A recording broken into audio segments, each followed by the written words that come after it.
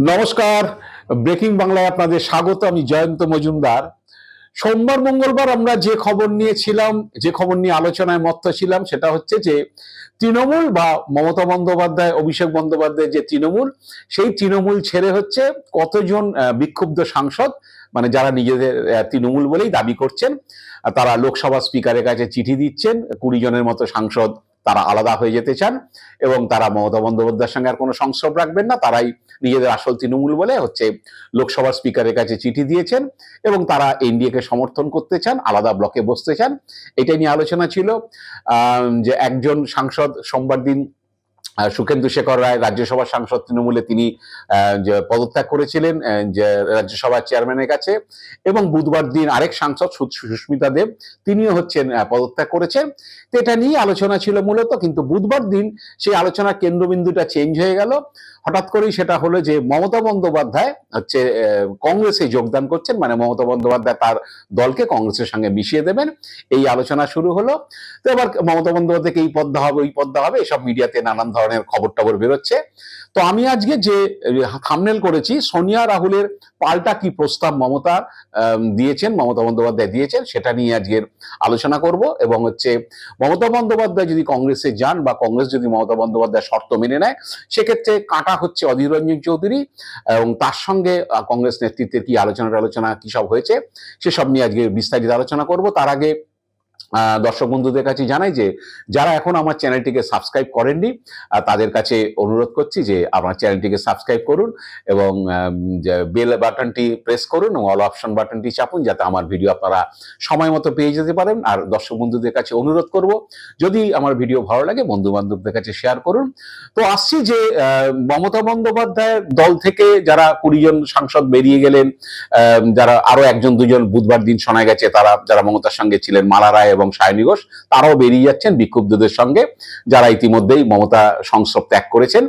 তো এইরকম একটা অবস্থাতে বিধানসভা ইতিমধ্যেই হচ্ছে একটা বড় অংশ, 58 জন, বা এখন ঋতব্রত বন্দ্যোপাধ্যায় বলছেন 60 জন, 62 জন, 63 জনও হতে পারে, বিধায়ক দল ভেঙে গেছে। সেখানে আলাদা করে বিরোধী দল নেতা হিসাবে যে ঋতব্রতকে স্বীকৃতিও দিয়ে দিয়েছে স্পিকার।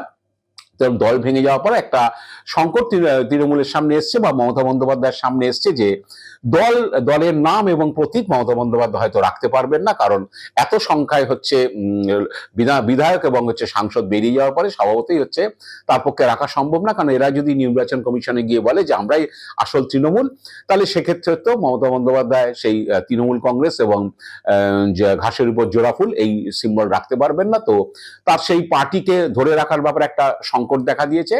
তো এবং যেটা জল্পনা শোনা যাচ্ছিল বেশ কয়েকদিন ধরে, যে বা খবরও হয়েছে যে মুখ্যমন্ত্রী বা মমতা বন্দ্যোপাধ্যায় হেরে যাওয়ার পরে তাকে বারে বারে হচ্ছে একাধিকবার রাহুল গান্ধী ফোন করেছিলেন, মমতা বন্দ্যোপাধ্যায়ের সঙ্গে কথা হয়েছে এবং তাকে ইন্ডিয়া জোটের মিটিং এ ডাকা এবং ইন্ডিয়া জোটকে শক্তিশালী করতে হবে বিজেপির বিরুদ্ধে লড়াইয়ে, এইসব কথাবার্তা তাদের মধ্যে হয়েছে। মমতা বন্দ্যোপাধ্যায় সোমবার দিন অভিষেককে নিয়ে হচ্ছে ইন্ডিয়া জোটের বৈঠকে হাজির ছিলেন, অভিষেক বন্দ্যোপাধ্যায় মমতা বন্দ্যোপাধ্যায় দুজনে। তারপরে যে ডেভেলপমেন্টটা হলো সেটা হচ্ছে যে মঙ্গলবার দিন সোনিয়া গান্ধীর সঙ্গে মমতা বন্দ্যোপাধ্যায় বৈঠক করলেন একান্তে, এবং বুধবার দিন হচ্ছে সকালে রাহুল গান্ধীর সঙ্গে অভিষেক বন্দ্যোপাধ্যায় প্রায় 1.5 ঘন্টা বৈঠক হয়েছে। অভিষেক গিয়েছিলেন রাহুলের বাড়িতে। তো এই বৈঠকের পরেই হচ্ছে জল্পনা শুরু হয় যে মমতা বন্দ্যোপাধ্যায় তৃণমূল থেকে যে কংগ্রেসে যোগদান করছেন এবং হচ্ছে তিনি দলকে কংগ্রেসের সঙ্গে মিশিয়ে দিতে চান, এরকম একটা শুরু হলো খবর। এবং বিভিন্ন যে মিডিয়াতে যে খবরটা বেরিয়েছে যে কংগ্রেসের পক্ষ থেকে মমতাকে প্রস্তাব দেওয়া হয়েছে কংগ্রেসের অল ইন্ডিয়া ভাইস প্রেসিডেন্ট করার জন্য এবং অভিষেক বন্দ্যোপাধ্যায়কে অল ইন্ডিয়া জেনারেল সেক্রেটারি করার জন্য। কিন্তু আমি তৃণমূল সূত্রে যেটা জানলাম যে মমতা বন্দ্যোপাধ্যায় কংগ্রেসে মিশে যেতে চান, সোনিয়া গান্ধী বা রাহুল গান্ধী যে সমস্ত আলোচনা গত কয়েকদিন ধরে তার সঙ্গে করেছেন তার প্রেক্ষিতে তিনি যে কংগ্রেসে মিশে যেতে চান, কিন্তু কংগ্রেসে ফিরে যেতে চান, যাই বলুন যেটাই বলুন। কিন্তু মমতা বন্দ্যোপাধ্যায় সেক্ষেত্রে তিনি প্রদেশ কংগ্রেস সভাপতির পদটি দাবি করেছেন। তো একই সঙ্গে অভিষেক বন্দ্যোপাধ্যায়কে বিষয়ে জেনারেল সেক্রেটারি নয়, কংগ্রেস যে 4টে রাজ্যে শাসন করছে কোনো একটি রাজ্যে হচ্ছে অবজারভার হিসাবে অভিষেক বন্দ্যোপাধ্যায়কে চাইছেন, কারণ সেক্ষেত্রে তার সিকিউরিটির ক্ষেত্রে একটা সুবিধা হতে পারে। কারণ এখন অভিষেকের বর্তমানে দুজন সিকিউরিটি রয়েছেন এবং যে সোনারপুরের ঘটনার পরে যেভাবে তার উপর আক্রমণ হয়েছে, সেক্ষেত্রে হচ্ছে অভিষেক হয়তো সিকিউরিটি বাড়াতে চাইছেন, কিন্তু রাজ্য সরকার বা কেন্দ্রীয় সরকার তাকে সিকিউরিটি দেবে না। সেক্ষেত্রে কংগ্রেস শাসিত কোনো রাজ্যে যদি তিনি অবজারভার হয়ে যান, সেক্ষেত্রে সেই রাজ্য থেকেও হচ্ছে তিনি সিকিউরিটি পেতে পারেন। এরকম একটা কারণেই হচ্ছে অভিষেকের জন্য একটা অবজারভারের বিষয়ে তিনি দাবি করেছেন বা শর্ত রেখেছেন, এবং মমতা প্রদেশ কংগ্রেসের হচ্ছে সভাপতি হিসাবে যদি যোগদান করেন তাকে সেই পদ দিতে হবে, এরকম একটা শর্ত রেখেছেন। এটা তৃণমূল সূত্রে জানা গিয়েছে। তো সেইটার বিষয়ে হচ্ছে পরিষ্কার করে বুধবার দিন কংগ্রেসের পক্ষ থেকে মমতাকে কিছু জানানো হয়নি, যেটা জানা যাচ্ছে। মমতা বুধবার দিনই যে বিকেলবেলা কলকাতায় ফিরেছেন, অভিষেক এখনো ফেরেননি। সংবাদ মাধ্যম অবশ্য বলছে যে অভিষেক বন্দ্যোপাধ্যায় এয়ারপোর্টে এসেছিলেন বুধবার দিন, কিন্তু তিনি ফেরেননি, কারণ কলকাতা ফিরলে সিআইডি তাকে গ্রেপ্তার করতে পারে, কারণ সিআইডি সোমবার থেকে দেখা করতে বলেছেন, কিন্তু তিনি সোমবার দেখা করেননি। মঙ্গলবারও তিনি যাননি, দিল্লিতেই ছিলেন, এবং সিআইডিকে চিঠি পাঠিয়ে জানিয়েছিলেন যে এই বিষয়ে তিনি একটি আইনি পদক্ষেপ করেছে হাইকোর্টে, ওই যেটা সইজাল মামলায় বিধানসভার চিঠিতে। তো আইনি পদক্ষেপ করেছেন হাইকোর্টে, সেইটার জন্য তিনি এখন যেতে পারছেন না। আবার সময় পেয়ে চেয়েছেন, কিন্তু সিআইডি সম্ভবত তাকে সময় দেয়নি। এবং হচ্ছে অনেকে মিডিয়া থেকে যেসব খবরগুলো পাচ্ছিলাম বা মিডিয়ায় খবরগুলো করছিল যে বিমানবন্দর থেকে কলকাতায় নামলেই হচ্ছে তাকে গ্রেপ্তার করা হতে পারে সিআইডি, সেই ভয়ে অভিষেক দিল্লি থেকে কলকাতায় আসেনি। আর বুধবার দিন অভিষেকের সেই মামলার শুনানি হওয়ার কথা ছিল, কিন্তু আজ বৃহস্পতিবার সেই মামলার শুনানি হতে পারে। সেখানে যদি তিনি রক্ষা কবচ পান তাহলে তিনি কলকাতা ফিরবেন, এরকম ধরনের খবর টবর ছড়িয়েছে মিডিয়াতে। তো যাই হোক, যেটা বলছিলাম যে এই মমতা বন্দ্যোপাধ্যায়ের যে এই কংগ্রেসে ফিরছেন বা কংগ্রেসে তিনি দলকে মিশিয়ে দিতে চান, এই খবর হওয়ার পরে অধীর চৌধুরী সংবাদ মাধ্যমকে একটি কথা বলেছেন যে তৃণমূলের কোনো নেতা বা ব্যক্তিগত কারোর সঙ্গে তার বিরোধ নেই। তৃণমূলের সঙ্গে তার বিরোধ হচ্ছে যে তৃণমূল কংগ্রেস গঠন হওয়ার পরে তারা কংগ্রেসকে নানানভাবে ভাঙার চেষ্টা করেছে। আমি কংগ্রেসে ছিলাম এবং আমার একসময় কংগ্রেসের দায়িত্ব ছিল, আমার প্রদেশ কংগ্রেসের সভাপতি ছিলাম, আমি সেটাকে রোখার চেষ্টা করেছি। এটাই তৃণমূলের বিরুদ্ধে আমার অভিযোগ, বা বিরোধ বললে বিরোধ, কারণ তৃণমূল আমাদের দলকে ভাঙার চেষ্টা করেছে আপ্রাণভাবে, আমি সেটাকে রোখার চেষ্টা করেছি, কিন্তু কোনো নেতা বা কোনো ব্যক্তিগত কারোর বিরুদ্ধে তার কোনো সঙ্গে বিরোধ নেই। এটা অধীর চৌধুরীর বক্তব্য। এবং যেটা জানা গেছে যে অধীর চৌধুরীর সঙ্গে দিল্লিতে রাহুল গান্ধীর এ বিষয়ে বৈঠকও হয়েছে, এবং সম্ভবত হাইকমান্ড মানে সোনিয়া গান্ধী, রাহুল গান্ধী যদি চান যে মমতা বন্দ্যোপাধ্যায় কংগ্রেসে ফিরুন এবং কংগ্রেসের দায়িত্ব নিন, সেক্ষেত্রে অধীর চৌধুরী আপত্তি করলো, সেটা আর টিকবে না। এটাই কংগ্রেসের সূত্রে খবর। এবং প্রদেশ কংগ্রেস সভাপতি শুভঙ্কর সরকার পরিষ্কার বলেছেন যে তার খুব একটা এসব বিষয়ে আপত্তি নেই, বোঝা গেল। তিনি সংবাদ মাধ্যমকে বলেছেন যারা আরএসএস বিজেপির বিরুদ্ধে লড়াই করবে বা লড়াই করছে, তারা যদি আমাদের দলে আসতে চায় তাহলে আমাদের যে কোনো দলের ক্ষেত্রেই সেটা স্বাগত। তো এই হলো ব্যাপার। এখন যেটা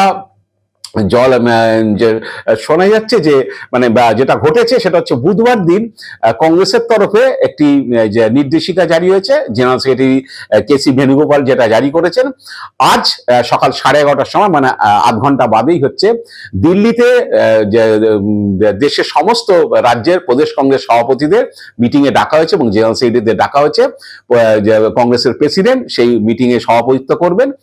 একটা আর্জেন্ট মিটিং বলে ডাকা হয়েছে। তো অনেকেই মনে করছেন যে হয়তো মমতা বন্দ্যোপাধ্যায়কে দলে নেওয়ার ব্যাপারে একটা আনুষ্ঠানিক মত হয়তো সেখান থেকে নেওয়া হতে পারে, যে সোনিয়া গান্ধী বা রাহুল গান্ধী কোনো প্রস্তাব বা কংগ্রেস সভাপতি প্রস্তাব দিলেন যে পশ্চিমবঙ্গে মমতা বন্দ্যোপাধ্যায়কে আমরা দলে নিতে চাই, নিয়ে হচ্ছে সেই কারণে প্রদেশ কংগ্রেস সভাপতি এবং সমস্ত সাধারণ সম্পাদক যারা আছেন, মানে কংগ্রেসের যত পদাধিকারীরা আছেন উচ্চপদস্থ, সবাইকে ডাকা হয়েছে মিটিংটাতে।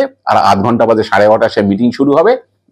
তো সেই মিটিং এ অনেকেই বলছেন যে যদি সোনিয়া রাহুল হচ্ছে যে মেনে নেন যে মমতা বন্দ্যোপাধ্যায়কে প্রদেশ কংগ্রেস সভাপতি করা হবে, অধীর চৌধুরী আপত্তি করলো বা আব্দুল মান্নান কি প্রদীপ ভট্টাচার্যের আপত্তি করলো হচ্ছে মমতাকে প্রদেশ কংগ্রেস সভাপতি হিসাবে কংগ্রেস মেনে নেবে, এবং অভিষেককে কোনো একটি রাজ্যে, কংগ্রেস শাসিত রাজ্যে সেখানকার পর্যবেক্ষক বা কিছু করা হবে, সেটা যদি সোনিয়া রাহুল মেনে নেন তাহলে সেক্ষেত্রে হচ্ছে দিল্লিতে এসে সারা দেশে প্রদেশ কংগ্রেস সভাপতিরা আপত্তি করলো কি না করলো তাতে কিছু যায় আসে না, হয়তো তাদেরকে দিয়ে একটা মানে সিদ্ধান্ত নিয়ে নেওয়া হবে যে সবার সম্মত আছে, এটাই হয়তো হতে পারে, যাই না।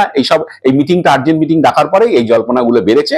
এখন শেষ পর্যন্ত দেখার যে মমতার এই প্রস্তাব কংগ্রেস মেনে নেয় কিনা এবং মমতা বন্দ্যোপাধ্যায় আনুষ্ঠানিকভাবে কবে কংগ্রেসে যোগদান করেন। কারণ হচ্ছে এর আগে অনেকেই বলেছেন, এর আগে যে কংগ্রেস থেকে বেরিয়েছেন অনেকেই, কিন্তু তারা নিজেরা পার্টি করেছিলেন, কিন্তু মমতা বন্দ্যোপাধ্যায়ের মতো কেউ সাকসেস হননি। মমতা বন্দ্যোপাধ্যায় পার্টি করেছেন, তারপরে একটা রাজ্যে ক্ষমতায় এসছেন, তিনবার তিনি ক্ষমতায় এসছেন। এর আগে বাংলা কংগ্রেস যে হয়েছিল যে অজয় মুখার্জির নেতৃত্বে, সেটা আবার তারা আবার 4 বছর 5 বছরের মাথায় আবার কংগ্রেসে মিশে যায়। এবং কংগ্রেসের অনেক হিস্ট্রি আছে, বাংলাতেই হয়েছিল, অজয় মুখার্জি বাংলা কংগ্রেস করেছিলেন, তারপরে 5 বছর বাদে তিনি আবার সেই কংগ্রেস আবার বাংলা কংগ্রেসের সঙ্গে মিশে গিয়েছিল। প্রণব মুখোপাধ্যায় রাষ্ট্রীয় সমাজবাদী কংগ্রেস করেছিলেন, তিনিও 2 বছরের মাথায় আবার কংগ্রেসের সঙ্গে তার দলকে মিশিয়ে দেন। তামিলনাড়ুতে জি.কে মুপানার, তিনিও তামিল মানিলা কংগ্রেস করেছিলেন, তিনি মারা যাওয়ার পর তার ছেলে বা তার টিএমসি, তখন তামিলনাড়ু টিএমসি, তারা কংগ্রেসের সঙ্গে মিশে গিয়েছিল। যে কর্ণাটকের এস বাঙ্গারাপ্পা, তিনিও কর্ণাটক কংগ্রেস পার্টি করেছিলেন, করে আবার কংগ্রেসে মিশে গিয়েছিলেন। ফের আরেকবার তিনি বেরিয়েছিলেন, তারপর আর তিনি কংগ্রেসে আসেননি, তিনি জেডিএসে চলে যান। একইভাবে হিমাচল প্রদেশ সুখরাম, তিনিও হচ্ছেন হিমাচল বিকাশ কংগ্রেস করেছিলেন, আবার তিনি কংগ্রেসে ফিরে গিয়েছিলেন এবং কংগ্রেসে গিয়ে মিশিয়ে দিয়েছিলেন তার পার্টি। মধ্যপ্রদেশে মাধবরাও সিন্ধিয়া, তিনি মধ্যপ্রদেশ বিকাশ কংগ্রেস করেছিলেন, তিনিও হচ্ছে পরে কংগ্রেসে ফিরে এসেছিলেন। এবং অর্জুন সিং, এনডি তেওয়ারি, তারাও হচ্ছে কংগ্রেস ভেঙেছিলেন, অল ইন্ডিয়া তেওয়ারি কংগ্রেস করেছিলেন, তারাও পরে কংগ্রেসে ফিরে এসেছিলেন। মধ্যপ্রদেশে অর্জুন সিং, যিনি একাধিকবার মুখ্যমন্ত্রী ছিলেন কংগ্রেসের মধ্যপ্রদেশে। উত্তরপ্রদেশে নরেশ আগরওয়াল, জগদম্বিকা পাল, তারাও কংগ্রেস থেকে ভেঙে আলাদা পার্টি করেছিলেন, আবার কংগ্রেসে ফিরে এসেছিলেন। কেরালাতে কে করুণাকরণ, তিনিও কংগ্রেস ভেঙে আলাদা পার্টি করেছিলেন, আবার কংগ্রেসে ফিরে এসেছিলেন। এবং কংগ্রেসের অনেক হিস্ট্রি আছে, যে ভারতের বিভিন্ন রাজ্যে কংগ্রেস থেকে বেরিয়ে গিয়ে আলাদা পার্টি করা, আবার কংগ্রেসে ফিরে এসেছেন।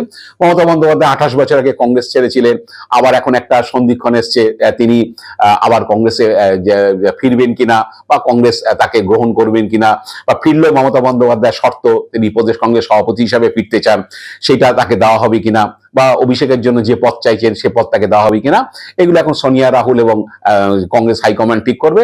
তার জন্য আমাদের হয়তো আর কয়েক ঘন্টা বা 2-1টা দিন হয়তো অপেক্ষা করতে হতে পারে। দেখা যাক শেষ পর্যন্ত কি হয়, আমরা অপেক্ষায় আছি। আজ এ পর্যন্তই। আপনারা ভালো থাকবেন, সুস্থ থাকবেন। নমস্কার।